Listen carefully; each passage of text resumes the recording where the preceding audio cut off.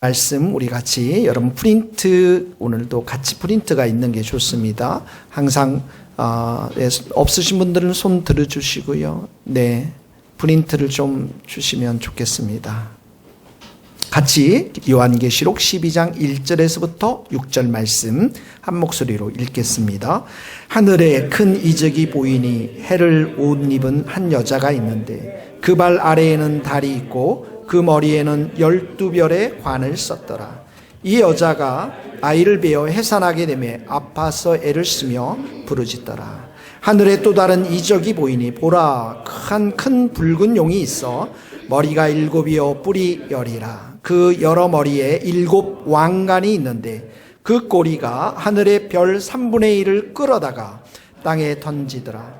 용이 해산하려는 그 여자 앞에서 그가 해산하면 그 아이를 삼키고자 하더니 여자가 아들을 낳으니 이는 장차 철장으로 만국을 다스릴 남자라. 그 아이를 하나님 앞과 그 보좌 앞으로 올려가더라. 그 여자가 광야로 도망하며 거기서 1260일 동안 그를 양육하기 위하여 하나님께서 예비하신 곳이 있더라. 아멘.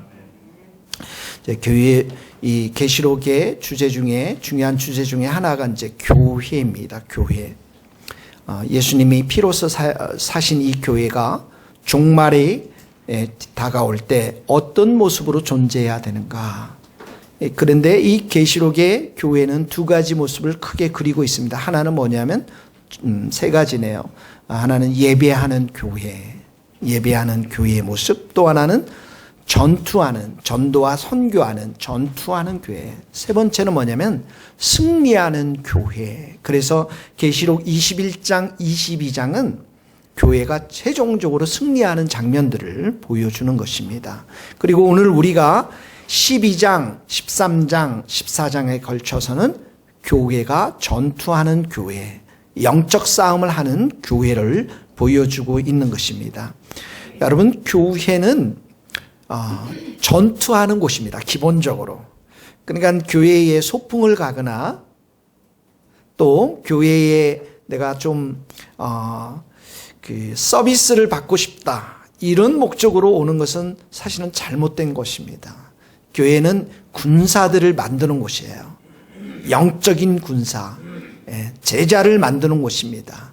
그래서 예수님이 하신 일을 우리가 교회가 해나가도록 하는 것, 이것이 바로 전투하는 교회, 전쟁하는 교회, 그리고 마지막에 예수님이 오시면 최후의 승리를 우리가 경험하는 것이 바로 교회의 모습인 것입니다.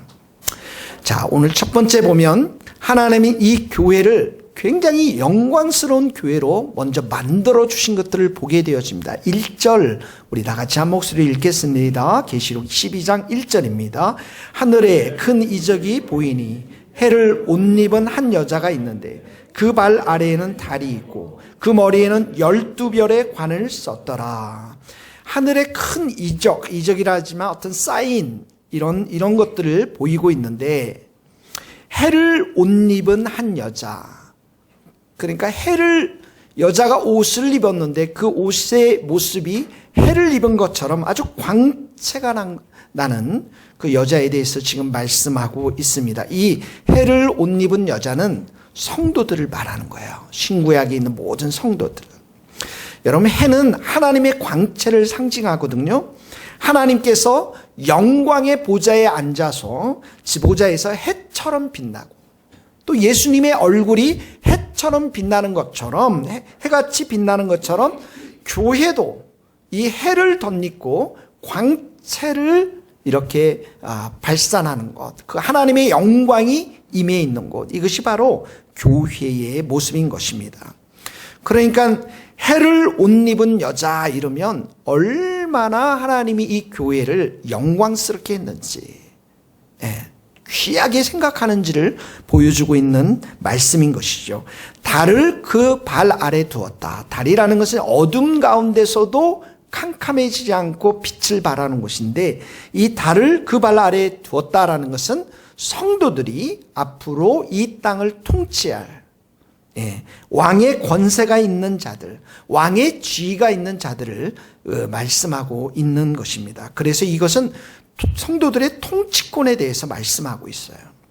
세 번째로 12별의 면류관, 어떤 관을 썼다. 12별의 크라운, 관을 썼다라고 하는 것은 하나님의 백성의 영광스러운 모습을 나타나고 있는 것이죠. 여러분, 미스 코리아가 당선이 되면 머리에 뭘 씁니까? 가시 면류관을 쓰진 않잖아요. 영광의 관을 쓰잖아요. 우리는 12별의 관을 이렇게 쓰고서 하나님의 영광이 우리들 가운데 임하고, 하나님이 얼마나 우리를 소중하게 생각하는지, 귀하게 생각하는지, 이 모습이 바로 교회의 모습이고 성도들의 모습이라는 것입니다. 신약에 이런 말씀이 있죠. 베드로전서 2장 9절에 보면 너희는 택하신 족속이요, 왕 같은 제사장들이요, 거룩한 나라요, 하나님의 소유된 백성이니. 하나님이 우리를 영광스럽게 귀하게 존귀하게 이렇게 보고 그런 위치로 지위로 우리를 만들어 주셨다라는 것입니다. 그러니까 우리 성도들을 보면서 우리는 어떻게 해야 됩니까? 성도들 속에서 해, 별, 달의 영광을 봐야 합니다. 예수님의 영광이 보여야 돼요. 서로의 모습 속에서 하나님의 영광이 보여야 합니다. 영광이라는 것은 탁월함들, 하나님께만 있는 탁월함들, 또 하나님의 영광 이러면 하나님의 임재를 보여주는 그러한 단어인 것입니다. 여러분, 이스라엘 백성들 보면 시내산에서 하나님이 임재했을 때 하나님의 영광을 그들이 봤잖아요. 빽빽한 구름 속에서. 예수님이 이 땅 가운데 오셨을 때 성경은 뭐라고 하냐면 예수 그리스도는 아버지의 영광이에요. 아버지의 독생자의 영광이요, 하나님의 영광의 광채시요, 이렇게 표현하고 있지 않습니까? 십자가는 죄와 용서 그리고 마귀에게 승리한 그리스도의 영광을 보여주고 있는 것입니다. 여러분, 세상도 화려한 영광이 있습니다. 그런데 세상의 영광은 일시적입니다. 2002년인가요? 우리가 월드컵 4강에 갔을 때 얼마나 영광스러운 일들이 이 땅 가운데 일어났습니까? 근데 지금 그 영광을 막 즐거워하고 그런 사람들은 그렇게 많지는 않습니다. 세상의 영광은 일시적인 것으로 가득 차 있습니다. 돈을 사랑하면 돈이 주는 영광으로 가득 차게 되는 것이죠. 근데 이게 일시적인 것입니다. 여러분, 내가 교회를 다녀도 이렇게 내 얼굴 가운데, 내 삶 가운데 하나님의 영광이 드러나야 되고, 예수님의 영광이 드러나지 않는 이유는 내가 세상을 사랑하기 때문에 그런 거예요. 우리는 하나님이 주신 이 놀라운 영광이 계속해서 우리들 가운데 발산되도록, 하나님이 우리들 가운데 임재하시도록, 세상의 영광을 차단하고 하나님의 영광을 사모하는, 더욱더 사모하는 그런 성도들이 될 수 있기를 예수님의 이름으로 축복합니다. 여러분이 매일 큐티하시고, 내가 매일 기도에, 또 예배 가운데, 순모임 가운데, 이 예배 가운데 내 삶이 플러그인, 접속되어지면 어떻게 해요? 하나님의 영광이 내 가운데 넘쳐나는 거예요. 세상의 영광이 차단되어지는 것입니다. 하나님은 이렇게 성도들에게 교회를 아주 영광스러운 존재로, 해와 달과 별의 존재로, 영광스러운 존재로 만들어 주었는데, 이 교회가 또한 고통과 해산의 수고가 있음을 우리에게 알려주고 있습니다. 2절 말씀 우리 다 같이 한번 읽겠습니다. 시작. 이 여자가 아이를 베어 해산하게 되며 아파서 애를 쓰며 부르짖더라. 이 여자, 아이를 베었다. 이 아이는 누굽니까? 메시아 예수 그리스도를 말합니다. 그러니까 교회는 이제 구약의 교회가 있고 신약의 교회가 있는데, 아이를 낳은 교회는 어떤 교회입니까? 구약의 교회입니다. 이스라엘의 공동체에서 이 예수님이 나오게 되신 것이죠. 여기 보면 아이를 베어 해산하게 되며 아파서 애를 써서 부르짖더라, 이 말은 이 구약의 교회를 통해서, 이스라엘 공동체를 통해서 예수님이 이 땅에 오시는데, 이것을 이루기 위해서 얼마나 많은 고난이 있었는지를 말씀하고 있는 거예요. 여러분, 구약의 이스라엘은 하나님의 영광, 하나님이 임재한 백성이었잖아요. 시내산에서 율법도 받고 언약도 맺고 광야에서 불기둥과 구름기둥으로 그들이 인도함 받고 성전이 있었고 하나님의 임재가 있었고 성전에서 예배가 있었고 죄사함이 있었고 그런 놀라운 하나님의 영광이 임재한 곳이 바로 이스라엘 백성들이었습니다. 그런데 이스라엘의 구약의 역사를 보면은 하나님의 이 영광, 하나님의 거룩함이 떠남을 때 이들에게 하나님의 징계가 있었던 것들을 보게 되어집니다. 얼마나 많은 징계들이 있었습니까? 결국 북이스라엘은 어떻게 하죠? 아수르에 완전히 패망하지 않습니까? 남유다도 바벨론 포로로 잡혀가가지고 고생을 하지 않습니까? 그러니까 이 구약의 이스라엘 백성들은 너무나도 많은 고난 가운데 마치 아이가 이 해산했던 것을 그런 고난을 경험했단 말이죠. 예수님이 이스라엘 백성들 가운데 오셨을 때 이스라엘이라는 나라는 로마의 지배를 받던 나라였습니다. 마귀가 얼마나 이스라엘 백성들을 고난을 주었습니까, 여러분? 예수님이 오셨을 때 헤롯 왕을 조절해서 어떻게 해요? 아기들을 다 죽여버리잖아요. 많은 고난을 받았습니다. 여러분, 예수님이 우리의 마음 가운데 오고 우리의 가문 가운데 오고 이 나라 이민족 가운데 오는 것은 기적입니다. 그런데 그 예수님이 우리의 마음과 가정과 이 민족에 오기까지는 마치 이 아이를 베어 해산할 때 애를 쓰는 그 부르짖음처럼 고통 가운데 예수님이 우리들 가운데 오신 것이에요. 형제들은 지금 이 말이 무슨 말인지를 잘 몰라요. 왜냐하면 아기를 낳아본 적이 없잖아요. 근데 자매들은, 특히 아기를 낳은 어머니들은 이 말씀이 무슨 말씀인지 좀 아실 겁니다. 우리 인생 가운데 눈물이 있고 고통이 있고 그때 그 부르짖음을 통해서 예수님이 우리의 삶 가운데 오신다라는 거예요. 여러분들이 정말 예수님을 찾을 때가 언제였습니까? 편할 때 예수님 찾지 않습니다. 돈 많으면 예수님 찾지 않아요. 인생이 고달픕니다.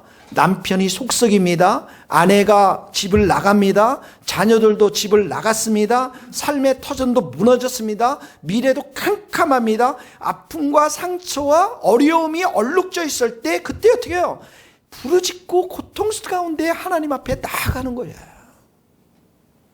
시편 5장 1절에 보면 여호와여 나의 말에 귀를 기울이사 나의 심정을 헤아려 주소서. 내 심정, 내 아픈 심정, 어느 누구도 정말 내 마음 이해할 수 없는 이 심정을 하나님 정말 헤아려 주십시오. 이런 마음으로 내가 나아갈 때 예수님이 내 마음 가운데 찾아오신다는 거예요. 저희 집안도 가문도 이렇게 보면 고모님이 학교도 다니시지 못한 큰 고모님이 장애인이었던 저희 아버님을 늘 업어서 키우시면서 그래서 학교도 가지 못하시고 그리고 저녁마다 그래서 그 고모님이 우리 동네 첫 번째 성도가 되어서 그 허스름한 예배당에서 밤마다 가서 눈물을 흘리면서 그 고모님이 자녀들 3명 어렸을 때 다 그냥 하늘나라로 보냈고 남편도 일찍 돌아가셨고 혼자 계시면서 눈물로 그 예배당 안에서 그 동생들을 위해서 기도했던 그 고모님이 계셨기 때문에 우리의 집안들이 복음화되는 역사가 예수님이 우리 집안 가운데 오신 거예요. 사랑하는 성도 여러분, 우리가 아침과 점심때 저녁에 이렇게 근심하면서 탄식할 때 그 눈물의 기도 탄식을 통해서 예수님이 우리 가운데 찾아오시는 줄 믿습니다. 거기 한번 읽어봅시다. 여러분 중간 지점에 아래에서 8번째 시편 55편입니다. 저녁과 시작. 저녁과 아침과 정오에 내가 근심하여 탄식하리니 여호와께서 내 소리를 들으시리로다. 여러분 눈물을 흘리며 영혼을 위해서 안타깝게 부르짖는 자들을 통해서 영혼들이 구원받게 될 줄로 믿습니다. 도대체 예수님이 어떤 분이시길래 이렇게 이스라엘의 그 수많은 고난의 시간, 얼마나 많은 사람들이 고난을 받았습니까? 도대체 예수님이 누구시길래, 여러분의 인생 가운데 도대체 예수님은 누구십니까, 여러분? 5절의 말씀에 보면 예수님에 대한 이야기가 나옵니다. 같이 한번 읽습니다. 5절 여자가 시작. 여자가 아들을 낳으니 이는 장차 철장으로 만국을 다스릴 남자라. 그 아이를 하나님 앞과 그 보좌 앞으로 올려가더라. 이 아들을, 이 예수님이 장차 철장으로, 아주 쇠로 된 아주 철장을 가지고 만국을 다스린다. 그러니까 이 모습은 예수님을 최고의 전사로 이렇게 묘사하고 있는 모습입니다. 하늘의 권세, 악한 마귀의 권세를 아주 산산히 깨뜨릴 수 있는, 마치 이 질그릇을 그냥 그 쇳덩어리로 하는 새망치로 깨뜨린다고 상상해 보십시오. 여러분, 전쟁을 하는데 옛날에는 나무로 가지고 칼을 만들어서 전쟁을 했잖아요. 어느 날 그렇게 전쟁하다가 저쪽 나라에서 뭘 들고 나오냐면 철로 된 칼을 가지고 나온 거예요. 그러니까 나무로 된 칼을 인 나라가 싸움이 되겠습니까? 그 시간이 지나니까 다른 나라는 총을 가지고 등장합니다. 근데 어떤 나라는 또 미사일을 가지고 등장합니다. 그런데 최고의 막강한 무기가 등장했습니다. 핵무기가 등장한 거예요. 누가 이기겠습니까, 여러분? 마귀와 악한 세력을 심판할 수 있는 분은 예수님이시고, 예수님만이 최고의 권세를 가지고 계시는 분이신 줄 믿습니다. 그래서 이렇게 묘사를 한 거예요. 우리를 그렇게 괴롭히고 이 땅을 그렇게 혼란스럽게 만든 이 마귀를 철장으로 박살내기 위해서 그 아들을 보내셨다는 거예요. 이 일이 얼마나 중요한 일입니까, 여러분? 그리고 이 아이는 하나님 앞과 그 보좌 앞으로 올라갔습니다. 뭐하고 올라갔습니까? 십자가를 지고 이 땅의 십자가의 일들을 다 이루시고 부활하시고 보좌 위로 올라가셔서 하늘과 땅의 권세로 이 땅을 다 다스리는 것이죠. 여러분, 우리 교회가 이렇게 해와 달과 별의 영광을 얻게 되었습니다. 하나님이 우리를 존귀하게 여겼어요. 어떤 일로 인해서 이런 일이 발생했습니까? 십자가 사건 때문에 이런 거거든요. 예수님이 정말 우리를 사랑하셔서 십자가에 돌아가셨고, 그리고 그 예수님이 지금 성령으로, 그리스도의 영으로 내 마음 가운데 오셨기 때문에 우리가 존귀하게 된 거예요. 교회의 영광이 임재해 있는 곳입니다. 여러분, 여러분의 마음 가운데 예수님이 계심을 믿습니까? 교회는 에클레시아라고 해요. 이 단어는 뭐냐면 많은 어둠에 있는 사람들 가운데 우리를 구별해서 불러내고 택하셨다라는 말입니다. 그리고 예수님의 십자가를 통해서 우리는 예수님과 연합한 자가 되었잖아요. 예수님이 이 교회의 머리가 되시고 우리는 이 교회의 다 지체가 되었습니다. 예수님은 참 포도나무고 우리는 가지라고 말씀했습니다. 그래서 예수님을 떠나서는 우리가 아무것도 할 수도 없는 그런 예수님과 우리가 친밀한 관계를 맺는 그러한 사람들이 되었습니다. 친밀히 교제를 나눌 수 있습니다. 내 안에 살아계신 예수님을 내가 매일 대화하며 교제할 수가 있는 것입니다.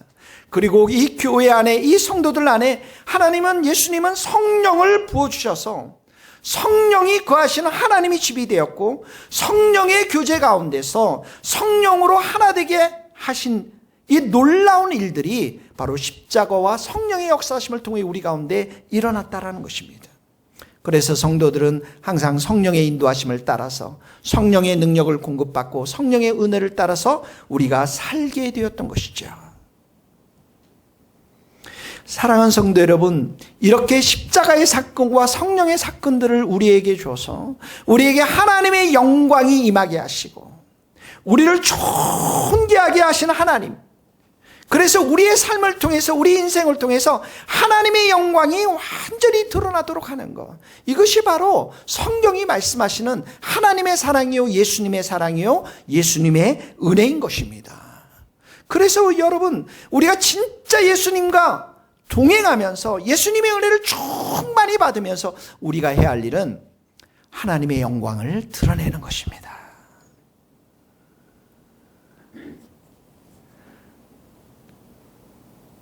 청년들에게 질문을 했는데 많은 청년들에게 소외감, 열등감, 낙심, 좌절감, 죽고 싶은 마음, 이 5가지 단어 중에서 3가지 이상 자기에게 해당되는 사람들 손을 들어보라니까 많은 청년들이 손을 들었습니다. 청년들이 참 어려운 시간을 보내고 있습니다. 직장을 구하기가 너무 어렵습니다. 직장을 구하지 못하니까 결혼하기도 쉽지가 않습니다. 그런데 여러분, 우리 청년들이 기억해야 될 게 하나 있습니다. 아무리 어려워도, 아무리 힘들어도 우리에게 누가 있습니까? 예수님이 있습니다. 우리에게 누가 있습니까? 뭐가 있습니까? 예수님의 은혜가 있습니다. 예수님의 은혜가 없는 곳이 딱 한 곳 있습니다. 지옥입니다. 지옥에는 예수님의 은혜가 없습니다. 예수님의 은혜 중에서 가장 큰 은혜는 무엇이냐면 예수님이 내 마음 가운데 지금 살아서 역사하고 있다라는 것입니다. 여러분 믿습니까? 예수님이 여러분 마음 가운데 은혜로 역사하고 있음을 믿습니까? 아프리카 위의 섬에 카나리안 제도라는 섬이 있습니다. 테네리프라고도 하는데 그 섬에 가보니까 섬 한가운데 우뚝 솟은 산이 있습니다. 얼마나 큰 산인데 근데 그 산이 용암이 분출해가지고 산 꼭대기에는 아주 시커먼 그 재가 있고요. 그리고 그 용암이 분출해서 그 용암들이 흘러내려서 수 킬로미터의 용암으로 만든 돌들 너무나도 아름다웠습니다. 친구들과 함께 그곳에 가면서 가이드와 함께 그곳에 가면서 많은 관광객들과 함께 그곳에 가면서 그 산 밑에서 위에까지 케이블카를 타고 가게 되었어요. 케이블카를 타고 가니까 너무너무 아름다운데 여러분 그 산 꼭대기에서 올라가서 그 밑에 있는 용암이 분출한 그걸 보면 얼마나 무섭고 두려운지도 모릅니다. 여러분 그곳에 그렇게 아름다운 곳이지만 그곳에 관광들도 함께 있었고 관광객들도 가이드도 있었고 그리고 친구들이 있었기 때문에 그 모든 그 장소가 두렵지 않고 아름다운 장소로 보였던 거예요. 근데 사실은 그곳에 여러분 내 혼자 그곳을 갔다고 생각해요. 그것도 길을 잃어서 밤에 갔다고 생각해 보십시오. 얼마나 두려웠겠습니까? 우리가 인생을 살아가면서 내가 지금 누구와 함께 있느냐? 이게 굉장히 중요한 질문입니다. 그리스도인들에게는 우리의 마음 가운데 예수님이 계시는 줄 믿습니다. 예수님이 이미 십자가에서 우리를 사랑하셨습니다. 그리고 그리스도의 영, 성령께서 예수님이 내 마음 가운데 함께 계셔서 우리의 삶을 예수님의 은혜로 붙들고 있음을 믿습니다. 그래서 우리가 어디를 가든지 길을 갈 때도 학교를 갈 때도 직장을 갈 때도 예수님과 함께 가는 것입니다. 요리를 할 때도 설교를 준비할 때도 사람을 만날 때도 사업을 할 때도 직장에서 늘 예수님과 함께 그 일을 하는 것입니다. 그래서 예수님이 우리의 마음 가운데 예수님을 찾을 때마다 우리에게 은혜를 주시고 우리의 갈 길을 보여주시고 힘을 주시고 지혜도 주시고 염려가 다 사라지게 하고 은밀한 죄도 이기게 하시고 그리고 우리의 마지막까지 천국 가는 그날까지 예수님이 우리와 함께 하심을 믿습니다. 그러니까 우리 인생 가운데 가장 큰 축복은 무엇입니까? 예수님이십니다. 예수님이세요.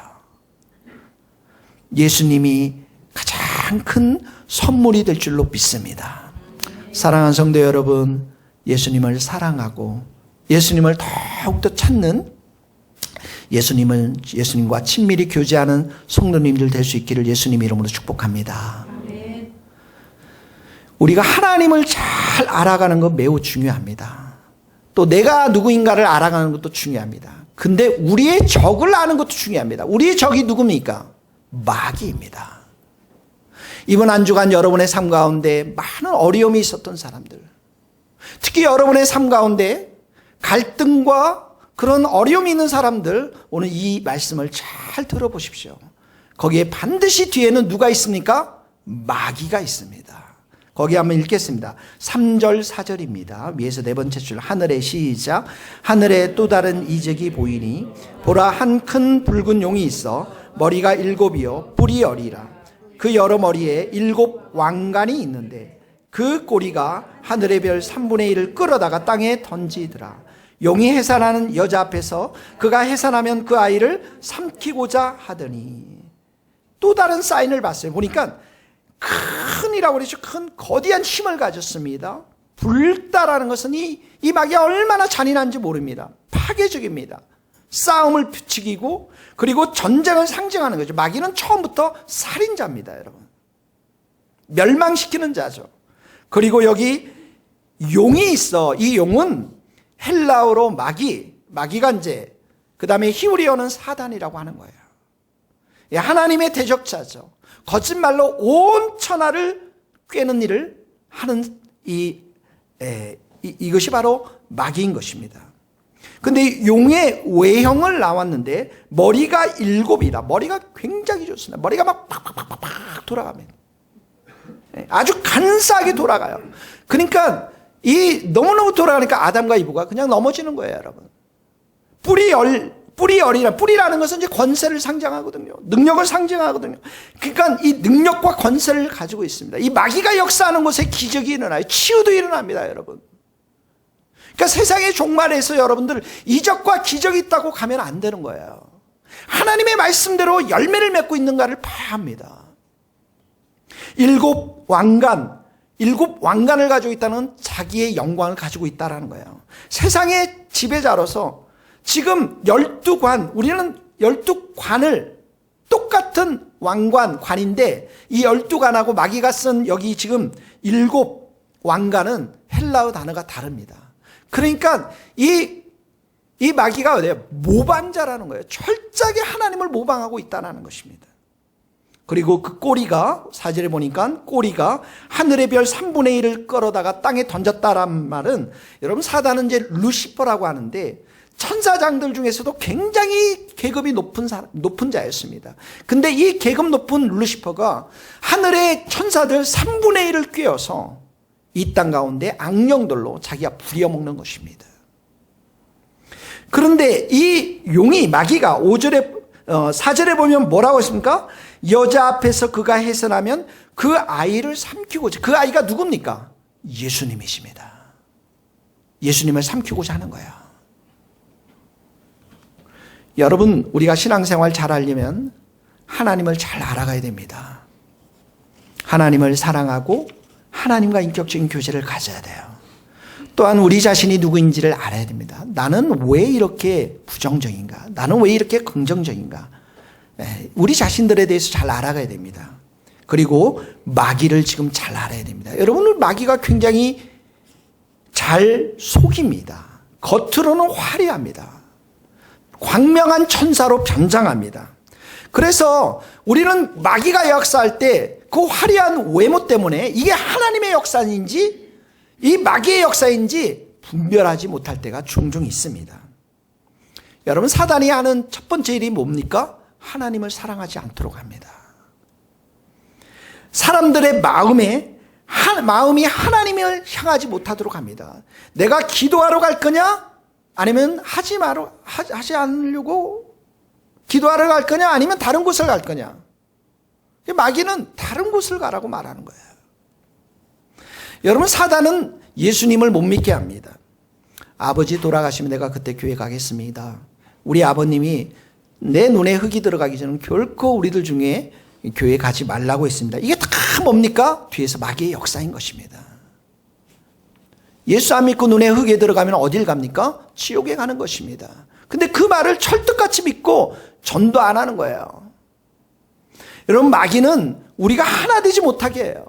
서로 싸우게 합니다. 이 마귀의 헬라어는 디아볼로스인데 사람들의 틈을 사이에 파고 들어가서 서로 싸우게 한다는 의미를 가지고 있습니다. 이간질합니다. 오해를 하게 합니다. 그리고 자기만의 아주 나쁜 소설을 쓰게 합니다. 혼자 미워하고 혼자 오해하고 혼자 그렇게. 근데 혼자 하는 게 뒤에 누가 있습니까? 마귀가 그렇게 역사하는 거예요. 저와 우리 아내는 많이 싸웠습니다. 우리 아내가 착하게 보이지만 저만큼 아주 나쁜 사람이라는 것을 우리는 싸움 속에서 확인했습니다. 꼭 토요일 날 싸웁니다. 그러면 내가 설교하기가 너무 어렵잖아요. 근데 그 뒤에는 누가 있어요?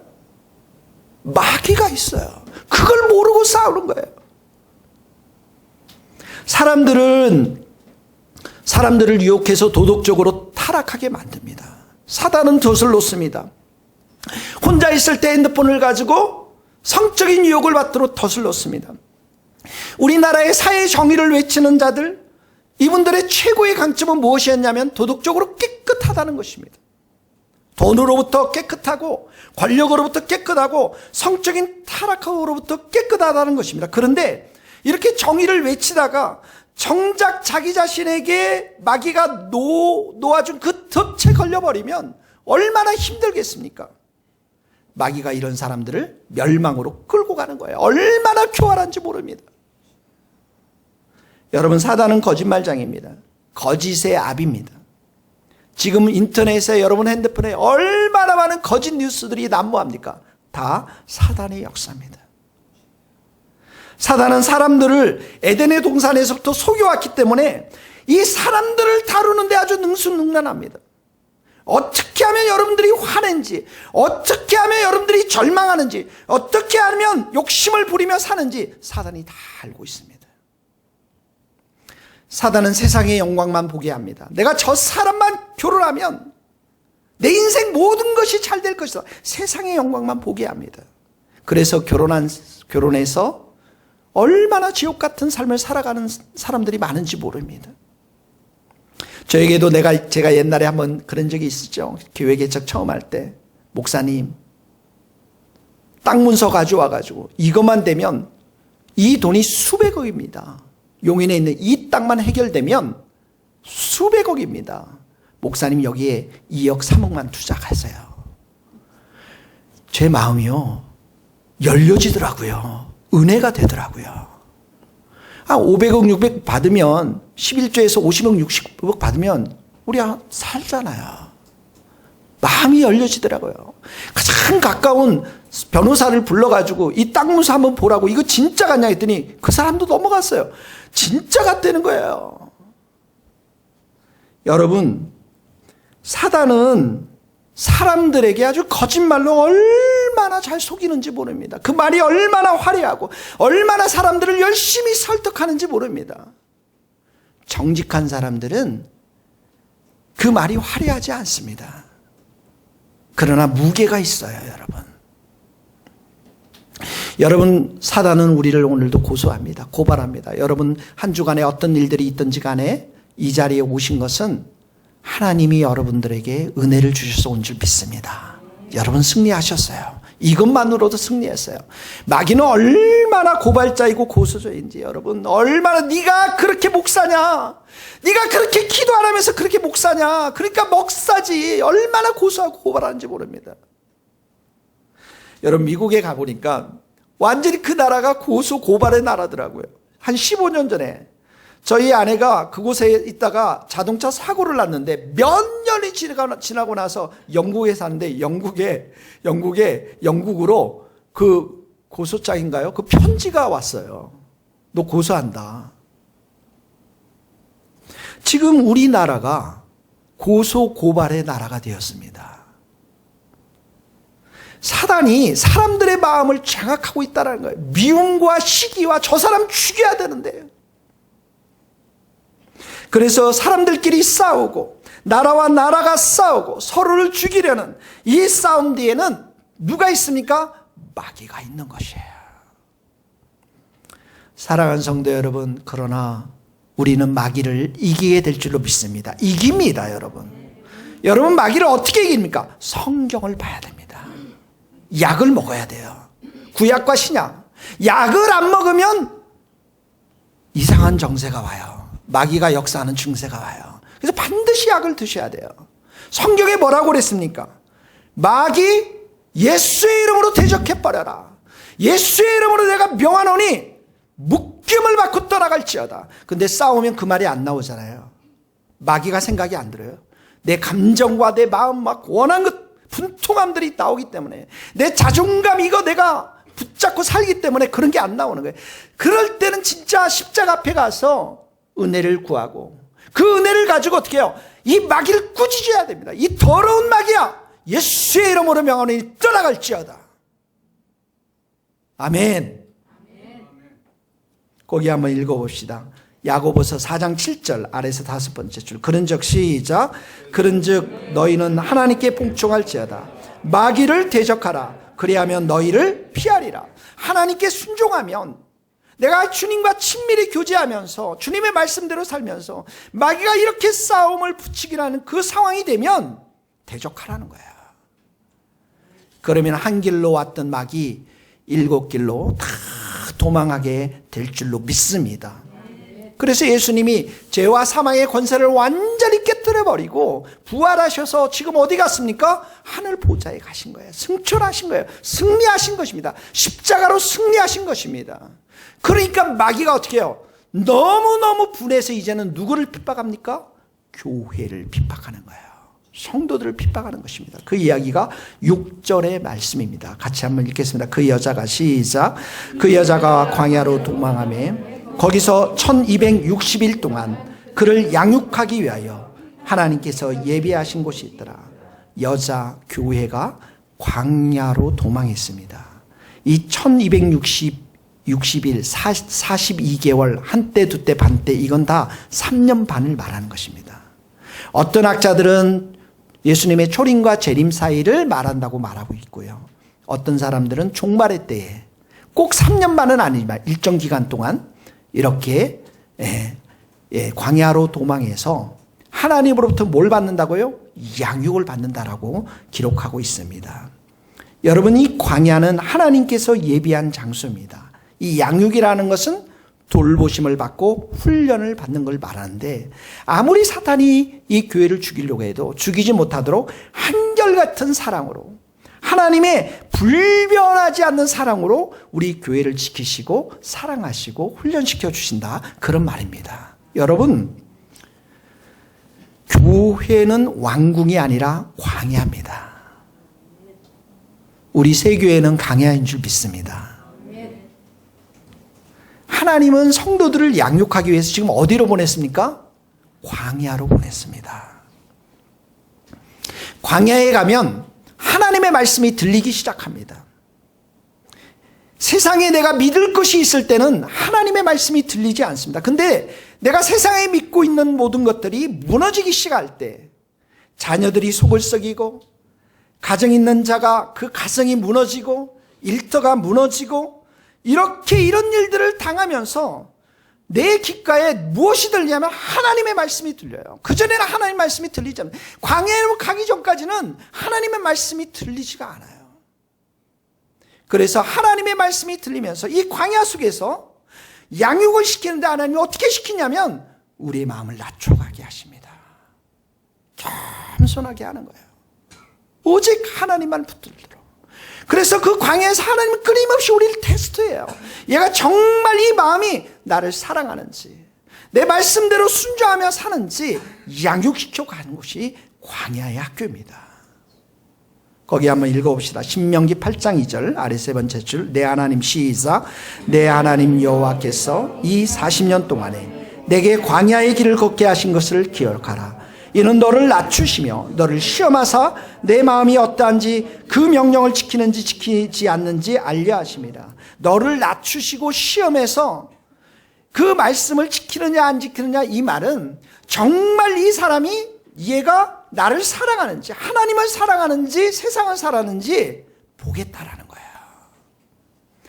그래서 여러분, 하나님은 우리를 광야학교에서, 광야교회에서, 이 주님의 새교회에서, 개척교회에서 우리를 연단시키고 오직 예수님만 의지하도록, 오직 예수님만 붙들고 살도록, 오직 예수님만 사랑하도록 그렇게 우리를 연단시켜 나가는 줄 믿습니다.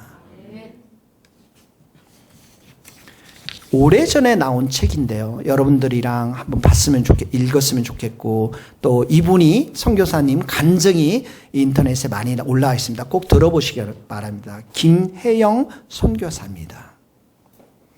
이분은 어린 시절부터 말로 표현할 수 없을 만큼 고통을 겪었습니다. 광야의 시절을 겪었어요. 이 김혜영 선교사님이 첫째 딸인데요.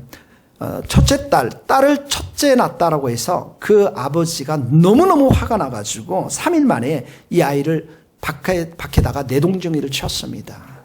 그래서 척추가 손상되는 바람에 키가 134cm 134cm 맞죠? 1m 34cm 자라지 못했습니다. 아버지는 김혜영 선교사님이 초등학교 졸업할 때에 한 달 만에 졸업한 지 한 달 만에 아내와 5 남매를 남겨두고 자살로 생을 마감했습니다. 어머니는 정신질환이었습니다. 정신이 건강하지 못하니까, 질환이 있으니까 이 김혜영 선교사님 첫 딸에게 저주의 말을 퍼부으면서 늘 때려서 온몸이 늘 멍투성이가 되었다라고 합니다. 아버지의 장례식을 마친 후 6개월 만에 그 어머니가 정신질환이 이게 발동해서 이 딸을 죽이겠다고 칼로 그 어머니의 그 위협을 피해서 가출을 하게 됩니다. 그래서 그때 월급 3만 원을 받는 가사도우미, 옛날에 이제 우리가 식모라고 그랬잖아요. 가사도우미의 일을 하게 되었습니다. 그 과정 속에서도 우리 김혜영 선교사님이 절망하지 않고 포기하지 않고 뭘 하기를 원했냐면 전문 기술을 내가 배워야 되겠다는 생각에서 편물 기능사, 여러분 편물이라고 알죠? 옛날에 옷 감차고 옛날에 그런 일들이 많았잖아요. 그 일을 배우기 시작해서 상급 자격증을 취득합니다. 근데 그 편물 직업학교에서 참 놀라운 신실한 선생님 한 분을 만났는데 그 선생님이 최영숙 선생님인데 크리스찬이었습니다. 교회를 다니셨던 분이에요. 그러니까 이 선교사님께 처음 20대 때 복음을 전해준 것입니다. 이 김혜영 씨가 그때부터 이제 교회를 다니면서 하나님을 알게 되고 예수님을 알게 되고 세계 장애인 기능 올림픽에 나가서 금메달도 따게 됩니다. 중고등학교도 금전고시로 합격했고 산업 훈장도 받았습니다. 이제 사회 속에서 대접받는 그래도 금메달을 땄으니까 기술자가 되었고 어머니와 동생들도 안정적으로 살아가게 되었습니다. 그런데 어느 날 이 김혜영 씨가 기독교 잡지에 실린 한 광고를 보게 됩니다. 그 광고가 뭐냐면 아프리카의 보츠와나라는 나라가 있어요. 아주 못 사는 나라입니다. 거기에 굿호프라고 하는 직업학교에서 편물 교사를 이렇게 모집한다는 광고를 보게 되고 거기에 지원하게 됩니다. 이분이 이런 거창고등학교 직업 10개 중에 그 10개가 있어요. 부모님이 반대하는 곳으로 네가 나가라. 영광이 있는 곳이 아니라 단두대가 있는 곳으로 가라. 월급이 적은 곳에 가라. 뭐 이런 10계명이 있습니다. 그 중에 하나가 뭐냐면 내가 원하는 곳이 아니라 나를 필요로 하는 곳으로 가라. 이 말씀을 늘 가지고 있었는데 바로 이 보츠와나의 편물교사라고 하는 게 하나님의 뜻임을 확신하고 지원해서 가게 됩니다. 그래서 그곳에서 많은 어려움을 겪게 돼요. 얼마나 어려움을 겪었는지 선교사님들이 다 떠났는데 혼자 남은 거예요. 그곳에서 최선을 다해서 14년 동안 일하게 되었고 그 편물학교의 직업학교의 교장까지 되어집니다. 그리고 그 위에 아마 이제 다른 선교사님들 도움을 받아서 미국 뉴욕에 있는 나약 대학교 크리스천 학교입니다. 거기에서 공부를 하고 그리고 컬럼비아 대학원 미국에서 가장 유명한 인류대 중에 하나입니다. 그곳에서 사회복지학 석사 과정을 공부를 하게 됩니다. 많은 사람들이 이제 미국에서 아프리카에서 이제 고생을 했으니까 이제 미국에서 공부도 하고 그랬으니까 미국에서 일할 것이라고 생각했습니다. 근데 선교사님은 공부를 하면서 3가지를 놓고 기도했다고 합니다. 첫 번째 뭐냐면 하나님 아무도 가지 않는 곳으로 저를 보내주세요. 두 번째는 하나님 제 이 편물 기술이 이렇게 사용될 수 있는 곳으로 보내주세요. 세 번째는 하나님 제가 사역했던 보츠와나보다도 더 가난한 곳으로 저를 보내주세요. 그래서 하나님께서 응답해 주셔서 여러분 부탄이라는 나라가 있어요. 부탄. 제가 영국에 있을 때도 부탄에서 온 푸톨지라고 하는 교수를 복음을 전했습니다.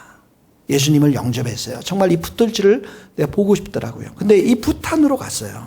부탄에 가서 부탄 정부와 연관이 되어가지고 편물 기술을 전국에 보급하는 그 일을 맡게 되어집니다. 여러분, 부탄은 철저한 불교 국가입니다. 국교가 불교예요. 국민 1인당 소득이 보츠와나의 4분의 1밖에 되지 않습니까? 더 가난한 나라입니다. 그리고 그곳에 가서 하나님의 일들을 행하고 있는 것입니다. 이분이 이 신문기사의 인터뷰에 보니까 한국 교회를 놓고서 이런 인터뷰를 했습니다. 예수님을 따르는 사람들은 세상에 취하지 말고 교회의 옷을 입든지 세상의 옷을 입든지 하나를 입어야 합니다. 그러면서 이런 말씀을 합니다. 인생에 닥친 고난은 하나님이 사람을 사람답게 만들기 위해서 마련해 놓은 선물이며, 이런 말을 할 수 있을까요, 여러분? 인생에 닥친 고난, 얼마나 많은 고난이 있습니까? 하나님의 사람을 사람답게 만들려고 마련해 놓은 선물이며, 인생의 결핍은 얼마나 결핍되게 살았습니까, 이 사람이? 부모님의 사랑을 받지 못했잖아요. 인생의 결핍은 하나님을 잊지 말고 살라라는 숨은 메시지입니다.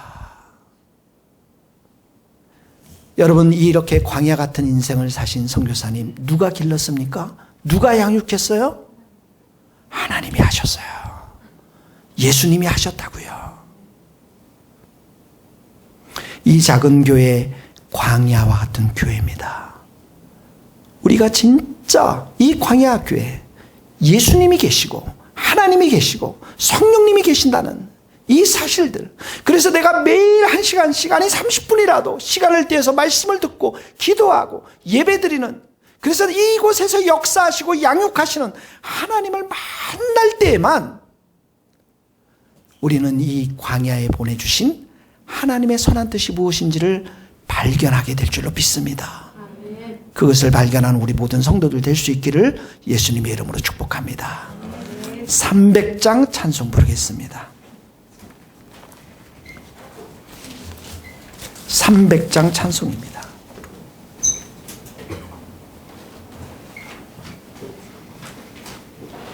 네, 앞으로 나오세요. 우리 찬양팀들.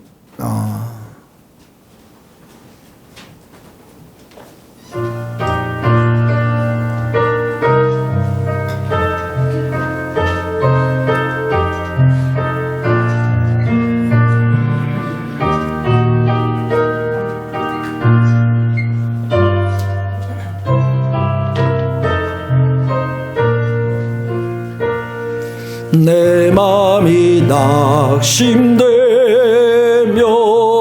근심에 눌릴 때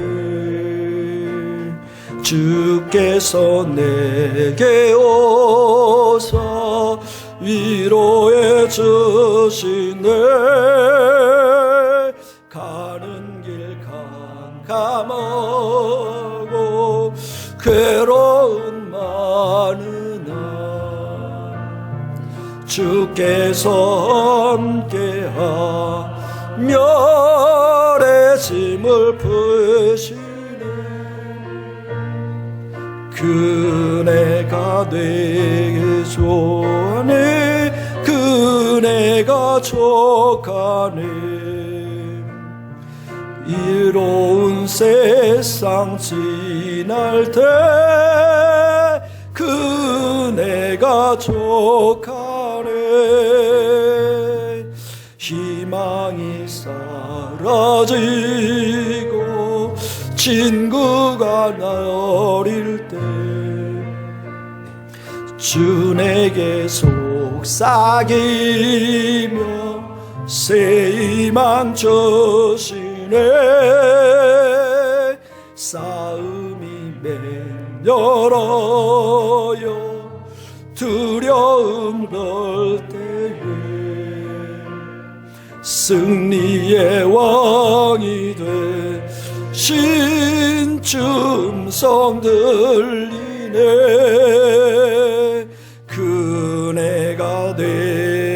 족하네 그네가 족하네 이 괴로운 세상 지날 때 그네가 족하네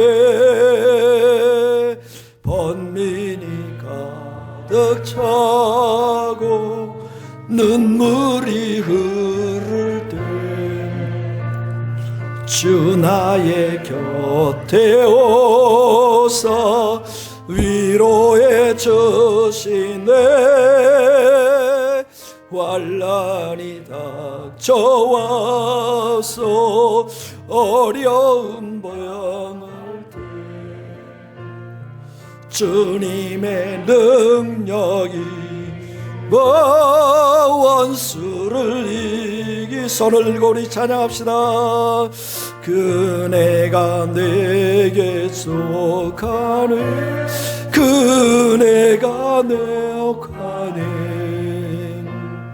이 괴로운 세상 지날 때 그네가 내게 족하네 그네가 내게 족하네 그네가 족하네 이 괴로운 세상 지날 때 그네가 족하네 이 시간 기도할 때 모두 오른손을 가슴에 얹고 한 주간에 살았던 마귀의 역사로 인해서 좌절하고 갈등하고 싸우고 낙심하고 내 혈기와 내 자존심 꺾지 못하고 살아왔던 우리 모두를 주님의 보혈로 덮어주시고 이 시간에도 예수님 바라보며 살아갈 수 있도록 예수님 의지하며 예수님을 사랑하며 승리하신 예수님을 우리가 온전히 의지하며 믿음 가운데 살아갈 수 있도록 주님의 보혈로 덮어주시고 성령으로 충만케 해달라고 주님 내게도 은혜를 주셔서 이 광야에 같은 시간 속에서 주님의 양육 사랑과 그 은혜를 충만히 받고 양육받을 수 있도록 은혜를 달라고 기도하시고 두 번째는 여러분의 가족들 잊지 않는 자들 이 시간에 함께 더불어 기도하면서 마귀의 역사가 다 떠나가고 예수의 영이 그들 가운데 임할 수 있도록 복음의 광채가 임할 수 있도록 하나님의 영광이 그들 가운데서도 임할 수 있도록 다 같이 한 목소리로 우리 기도하며 나가도록 하겠습니다. 하나님 아버지